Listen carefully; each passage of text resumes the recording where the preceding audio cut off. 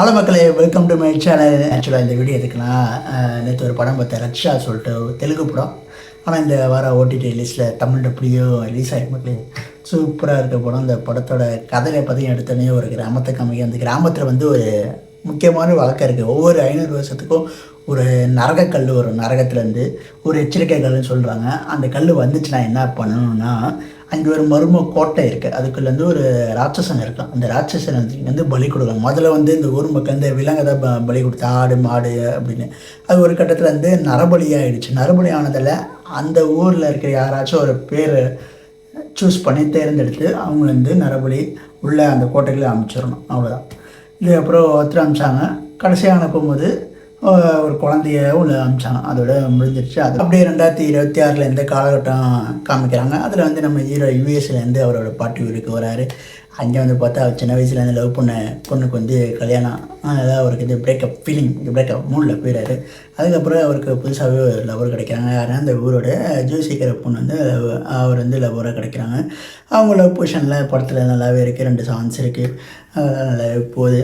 ஒரு கட்டத்தில் வந்து திருப்பியும் அந்த நரகக்கல் ஒரு எச்சரிக்கை கல் வந்துடுது. அப்போது 2 பேரை சூஸ் பண்ணுறாங்க. ஒன்று வந்து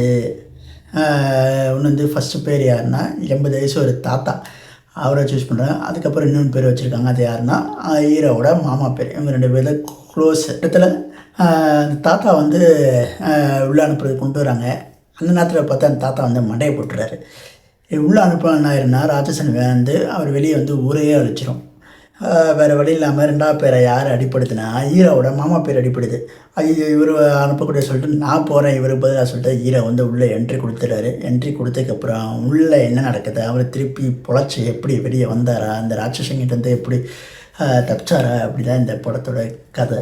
படம் ஆரம்பத்துலேருந்து ஹீரோட கேரக்டர்லாம் ரொம்ப சூப்பராகவே இருந்துச்சு. நல்ல ஒரு மாதிரி வெகுளித்தனமாக ஒரு கேரக்டரு. எனக்கு என்ன ஏமாற்றம் பார்த்திங்கன்னா, கிளைமேக்ஸ் வந்து சுத்தமாக நான் இதை எதிர்பார்க்கல.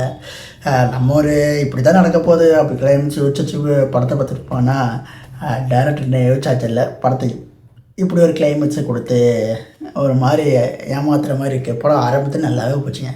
ரொம்ப திருப்தியாக இருக்குது. அந்த கிளைமேக்ஸ் வந்து நிறையா பேருக்கு சாட்டிஸ்ஃபேக்ஷனாக இருக்குது. அந்த படத்தை நீங்கள் பார்க்கும்போது இந்த படத்தை வந்து ஓடிடி பிளாட்ஃபார்ம் நெட்ஃப்ளிக்ஸில் இருக்குது. படம் பேர் ரக்ஷா. தமிழ் அப்படி அவைலபிள் இருக்குது. இந்த ஓடிடி இந்த வீக்கெண்டுக்கு வந்து சூப்பரான படம் பார்க்கணுன்னா, ஒரு ஃபேண்டாசி மூவி பார்க்கணுன்னு வச்சிங்கன்னா இந்த படத்தை நீங்கள் தாராளமாக பார்க்கலாங்க. பாருங்கள் மக்களே, நெட்ஃப்ளிக்ஸ் ஓடிடி பிளாட்ஃபார்மில் இந்த மாதிரி அடுத்த வீடியோவில் உங்களை சந்திக்கிறேன். இந்த வீடியோ பிடிச்சிருந்தால் லைக் பண்ணுங்கள், ஷேர் பண்ணுங்கள், உங்கள் ஃப்ரெண்ட்ஸ் அண்ட் ஃபேமிலிக்கு ஷேர் பண்ணிடுங்க. பை பை மக்களே.